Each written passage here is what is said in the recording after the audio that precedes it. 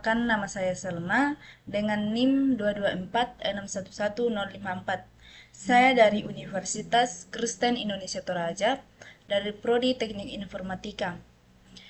Di sini saya akan menjelaskan tentang algoritma sorting. Ya, langsung saja kita masuk pada sel pertama, yaitu import library. Yang pertama itu untuk mengimpor modul time yang dipakai untuk menghitung durasi atau waktu eksekusi. Kemudian bagian kedua untuk mengimpor modul random untuk membuat data random sebagai bahan pengujian sorting. Selanjutnya pada bagian ini poll digunakan untuk membuat banyak proses, sedangkan CPU count digunakan untuk mengetahui jumlah core pada CPU. Kita masuk pada sel kedua, itu sequential sort. Pada bagian pertama itu mendefinisikan fungsi sequential sort dengan parameter array. Yang kedua itu menggabungkan fungsi built-in sort untuk mengurutkan data. Ya, kemudian kita masuk pada sel ketiga, yaitu merge function. Yang pertama itu untuk membuat fungsi merge untuk menggabungkan dua list yang sudah terurut. Yang kedua itu untuk menyimpan hasil penggabungan. Yang ketiga itu dua indeks, yaitu I untuk left, J untuk right. Yang selanjutnya ini loop berjalan selama masih ada data di kedua list. Kemudian pada bagian ini untuk membandingkan elemen dari kedua list. Pada bagian ini, jika elemen di list kiri lebih kecil, masukkan ke result. Kemudian bagian ini hampir saja sama, jika elemen kanan lebih kecil, masukkan ke result juga. Kemudian pada bagian ini itu kita menambahkan sisa elemen yang belum masuk atau mengembalikan seluruh data yang sudah digabungkan. Ya, selanjutnya kita masuk pada sel keempat, yaitu parallel sort. Yang pertama ini untuk mempercepat proses sorting pada versi paralel.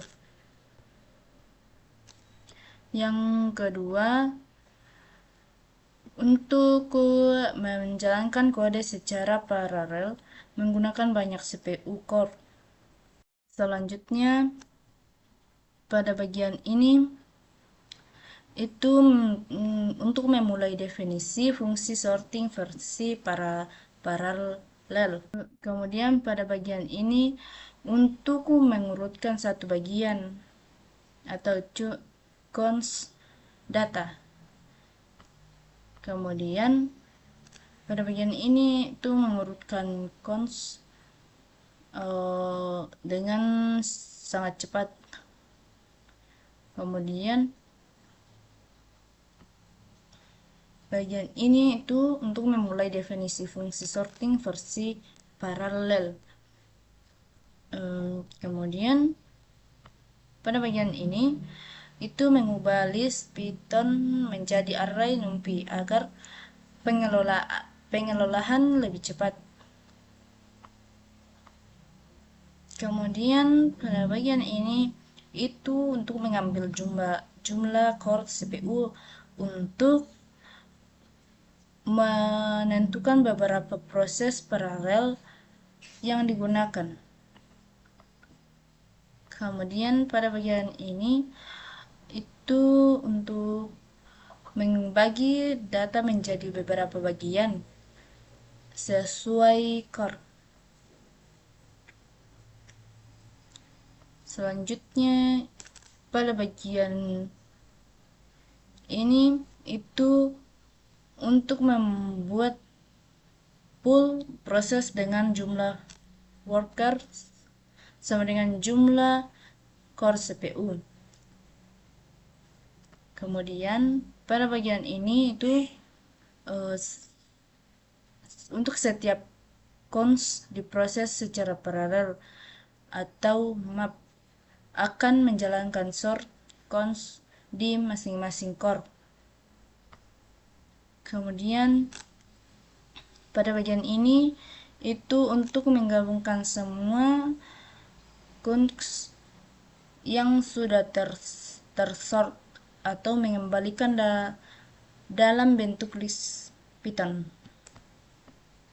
Selanjutnya kita masuk pada sel kelima, itu benchmark atau jalankan tes.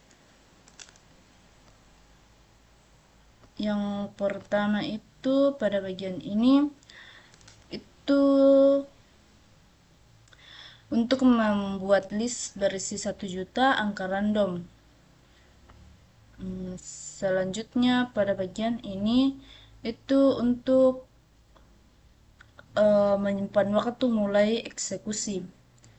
Kemudian selanjutnya itu untuk menjalankan sorting versi sequential. Selanjutnya itu untuk menghitung total waktu yang dipakai dan mencetak hasilnya. Selanjutnya pada bagian ini itu hampir saja sama yang di sequential, yaitu untuk menghitung waktu mulai. Yang berikutnya itu untuk menjalankan sorting paralel. Selanjutnya itu untuk mencetak total waktu eksekusi paralel. Ya, sekian penjelasan kode-kodenya. Selanjutnya kita masuk pada penjelasan definisi algoritma. Merge sort adalah algoritma sorting yang bekerja dengan prinsip divide and conquer, yaitu yang pertama divide untuk memecah array menjadi 2 bagian. Yang kedua conquer untuk masing-masing bagian disortir secara rekursif. Yang ketiga itu combine atau merge untuk menggabungkan 2 bagian terurut menjadi satu array yang terurut. Merge sort terkenal stabil, akurat, dan memiliki kompleksitas waktu. Selanjutnya kita akan menjelaskan langkah kerja. Yang pertama, bagian A, langkah kerja merge sort. Yang pertama, jika ukuran array hanya 1 elemen, kita langsung kembalikan. Yang kedua, bagi array menjadi 2 bagian, kiri dan kanan. Yang ketiga, rekursif. Urutkan bagian kiri dan bagian kanan. Yang keempat, gabungkan atau merge kedua bagian terurut menjadi satu list terurut. Yang kelima, hasil akhir adalah array yang sudah terurut. Bagian B, langkah kerja merge sort atau paralel.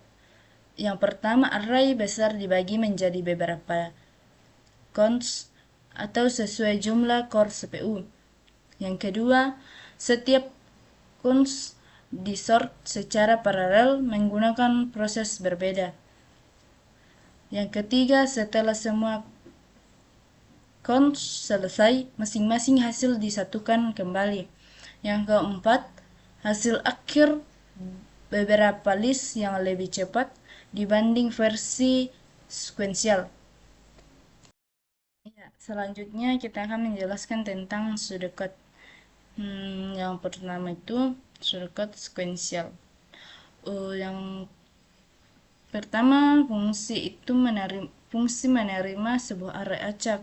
Kedua, tidak ada proses divide, merge, atau rekursi. Yang ketiga, pseudocode menunjukkan bahwa program menggunakan fungsi built-in sort dari Python untuk mengurutkan data. Yang keempat itu sorting dilakukan secara sekuensial. Kelima, sort memakai algoritma tim sort sehingga sangat cepat untuk data ukuran kecil menengah. Yang kedua, pseudocode merge. Yang pertama itu fungsi merge bertugas menggabungkan dua list yang sudah terurut. Yang kedua, 2 poin atau i untuk list kiri dan j untuk list kanan berjarak dan membandingkan isi keduanya. Yang ketiga, elemen yang lebih kecil dimasukkan ke list hasil. Yang keempat, setelah salah satu list habis, sisa elemen list lainnya langsung ditambahkan. Yang kelima, merge step seperti pada merge sort meskipun tidak dipakai di versi parallel. Selanjutnya, pseudocode parallel sort. Yang pertama, konversi ke NumPy array. Itu supaya proses pembagian cons dan sorting lebih cepat. Yang kedua, pembagian data menjadi beberapa cons, yaitu jumlah cons sama dengan jumlah core CPU, atau contoh 8 core ke array dibagi 8 bagian. Yang ketiga, pemrosesan paralel, yaitu pull atau maps, jalankan sort cons secara bersamaan pada setiap cons. Yang keempat, penggabungan hasil, yaitu setelah semua cons selesai di sort, semuanya digabungkan menjadi satu array terurut. Selanjutnya, pseudocode benchmark atau pengujian waktu. Yang pertama, program membuat data random dan dalam jumlah besar. Yang kedua, menghitung lama waktu yang dibutuhkan sekuensial atau paralel. Yang ketiga, menunjukkan perbedaan kinerja, yaitu sekuensial cepat untuk data kecil, paralel jauh lebih cepat untuk data besar. Ya, selanjutnya saya akan menjelaskan tentang implementasi kode. Bagian A, sequential sort. Pada sel kedua ini, bagian ini itu untuk menggunakan fungsi built-in Python untuk mengurutkan data secara satu proses. Kemudian pada sel ketiga itu menghubungkan dua list terurut menjadi satu list terurut. Kemudian pada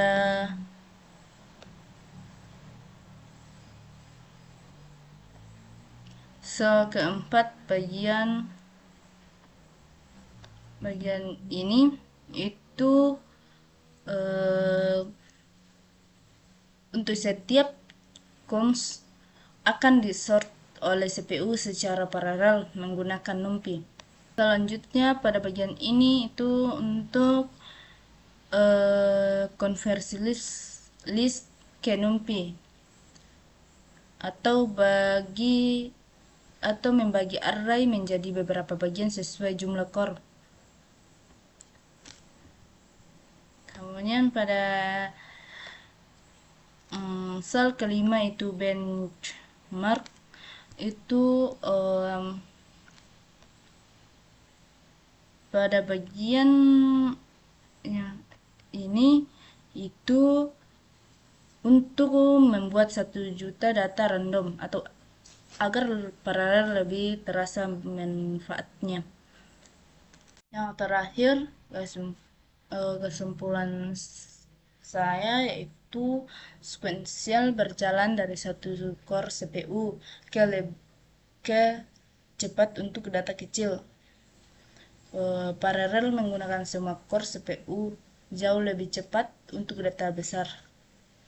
Paralel mempunyai overhead pembuatan proses, sehingga untuk data kecil hasilnya sering lebih lambat. Ya, sekian dari hasil penjelasan saya, kurang lebihnya mohon maaf.